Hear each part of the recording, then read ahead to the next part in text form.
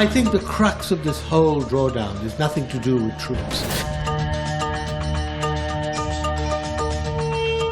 It's not the timetable of when the Americans will leave or whether the Afghans are going to be able to continue fighting the Taliban. The crux of this is going to be the election. If you have at the end of April a legitimate government in Kabul, which is more or less accepted by the majority of people, I won't say a perfect government, but more or less accepted, I think then we are well on our way to success. But if we have an election that is deemed to have been rigged right from the start, and there is major opposition activity in the country against it, then we have a problem. Who is going to maintain the fact that these will be semi-transparent or semi-free and fair elections?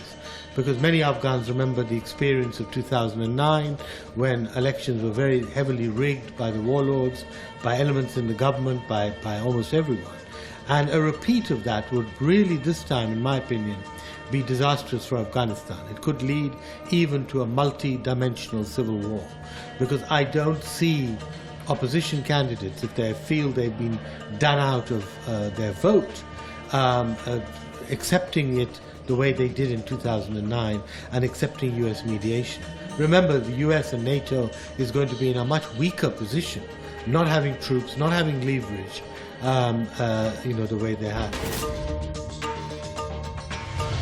Personally, I think that what perhaps we should be looking at, given this huge distance between the two sides, is perhaps an interim government.